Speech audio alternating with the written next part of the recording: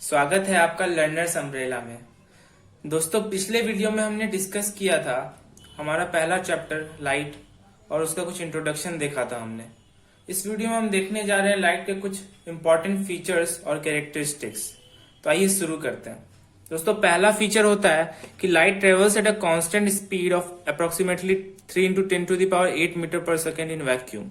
मतलब कि दोस्तों, light 3 lakh kilometre per second के अप्रोक्सीमेटली स्पीड से ट्रेवल करती है, जो कि सबसे ज्यादा स्पीड मानी जाती है पूरे यूनिवर्स में। यूनिवर्स में अगर कोई भी चीज सबसे ज्यादा स्पीड से ट्रेवल कर सकती है तो लाइट है, मैक्सिमम स्पीड।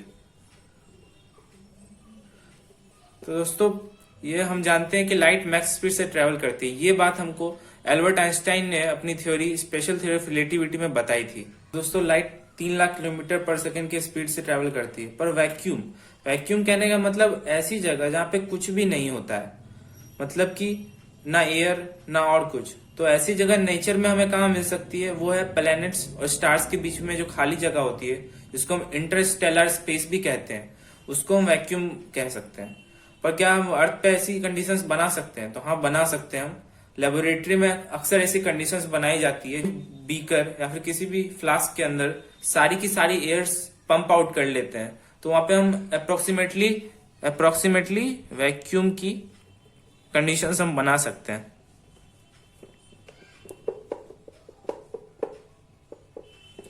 दोस्तों, हमारा अगला पॉइंट है कि ऑब्जेक्ट्स को हम दो तरह से क्लासिफाई कर सकते हैं। वो होता है ल्यूमिनस और नॉन ल्यूमिनस ऑब्जेक्ट्स।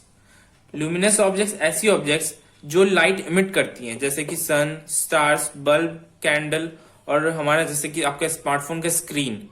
और नॉन ल्यूमिनस ऐसी ऑब्जेक्ट्स होती हैं जिनके पास अपनी लाइट नहीं होती है, जैसे कि हमारे आसपास की मोस्ट ऑफ द चीजें ऐसी ही होती हैं, जैसे table, chair, flowers, trees etcetera.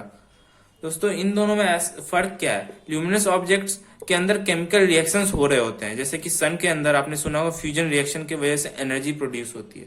वैसे ही अगर हम बल्ब को देखें तो उसको इलेक्ट्रिसिटी की जरूरत पड़ती है, जो कि कहीं ना कहीं केमिकली फॉर्म होती है। इसी तरह से कैंडल में भी केमिकल रिएक्शन हो रहे होते हैं। तो दोस्तों, ल्यूमिनस ऑब्जेक्ट्स के पास अपनी लाइट होती है, पर नॉन ल्यूमिनस ऑब्जेक्ट्स किसी दूसरे ल्यूमिनस ऑब्जेक्ट्स की लाइट को यूज कर अपने आप को विजिबल बनाते हैं। आइए देखते हैं कैसे। तो दोस्तों, objects that emit light can be seen directly by us, यानी कि ल्यूमिनस ऑब्जेक्ट्स। पर दोस्तों, ऐसी ऑब्जेक्ट्स जो कि लाइट इमिट नहीं करती है, उनका क्या? तो मान लीजिए जैसे आप इस पिक्चर में देख सकते हैं, सन की लाइट जब रॉक पर पड़ती है तो उसके बाद वो वहां से रिफ्लेक्ट होकर या स्कैटर होकर जब हमारी आंखों में पड़ती है तब वो ऑब्जेक्ट विजिबल हो जाती है। तो इसी प्रकार दोस्तों, हम देख सकते हैं कि ल्यूमिनस ऑब्जेक्ट को हम डायरेक्टली देख सकते हैं क्योंकि उनके पास अपनी लाइट होती है, पर नॉन ल्यूमिनस ऑब्जेक्ट्स को दूसरे तरह की ऑब्जेक्ट्स यानी कि ल्यूमिनस ऑब्जेक्ट्स की जरूरत पड़ती है ताकि वो विजिबल हो सके। दोस्तों, हमारा अगला फीचर होता है लाइट का कि light travels in straight lines, क्योंकि हम देख सकते हैं कि हमारी जो भी इमेजेस बनती है वो हमेशा शार्प आउटलाइन के साथ बनती है, शार्प आउटलाइन। और या फिर हम इस चीज को एक एक्सपेरिमेंट की मदद से भी समझ सकते हैं, जैसे कि ये कैंडल से जो लाइट रे निकल रही है वो 3 पिन होल तीनों कार्डबोर्ड में से पास होकर भी हमारी आंखों तक पहुंच पा रही है। जबकि अगर लाइट स्ट्रेट लाइन में ट्रेवल नहीं कर पाती तो वो किसी भी एक पिन होल से बेंड हो सकती थी, किधर भी मूव कर सकती थी। पर दोस्तों, वो सीधी की सीधी हमारी आंखों में आ रही है जब हम उसको अपनी आंखों के सामने रख रहे हैं कैंडल को। दोस्तों, इससे ये प्रूव होता है कि लाइट हमेशा स्ट्रेट लाइन में ही ट्रेवल करती है।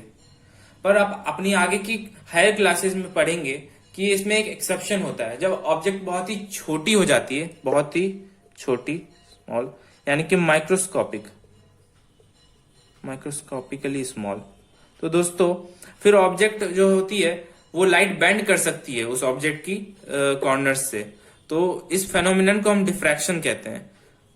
तो डिफ्रैक्शन का जो टॉपिक है वो आपके 12th क्लास में आता है, जिसको आप वेव नेचर की मदद से समझ सकते हो। तो दोस्तों, वेव नेचर और पार्टिकल नेचर के बारे में हम पढ़ते हैं अपनी नेक्स्ट स्लाइड में। तो दोस्तों, पिछले वीडियो में हमने ये देखा था कि लाइट का डुअल नेचर होता है, यानी कि पार्टिकल और वेव नेचर दोनों होते हैं। तो आइए हम देखते हैं पार्टिकल नेचर का कहने से मतलब क्या होता है। दोस्तों, लाइट का पार्टिकल नेचर का मतलब लाइट छोटे छोटे पार्टिकल के रूप में ट्रेवल करती है। कई बार कई एक्सपेरिमेंट्स में ऐसा देखा गया है, और कई एक्सपेरिमेंट्स में ऐसा देखा गया है कि लाइट वेव की तरह ट्रेवल करती है। इस तरह की जो वेव होती है, माफ कीजिएगा मेरी ड्राइंग थोड़ी गंदी है, तो लाइट इस तरह की वेव के रूप में ट्रेवल करती है। तो हम कह सकते हैं कि लाइट का डुअल नेचर होता है। पर दोस्तों क्वांटम थ्योरी ऑफ लाइट, उसमें यह बताया गया कि लाइट दोनों तरह से बिहेव कर सकती है अगर कंडीशंस अलग अलग हो तो इस तरह से ये प्रूव होता है कि लाइट का डुअल नेचर होता है। पर दोस्तों हमारे सिलेबस में हम सिंप्लिसिटी के लिए लाइट को एक रे की तरह मानेंगे जो एक डायरेक्शन में ट्रेवल करती है, और उस लाइट की डायरेक्शन हम उस रे की डायरेक्शन से इंडिकेट करेंगे। और हाँ दोस्तों, पैरेलल मूविंग रेज जो होंगी, अगर ये एक दो या दो से ज्यादा रेज अगर ट्रेवल कर रही है पैरेलली, तो हम उन्हें बीम ऑफ लाइट कहेंगे।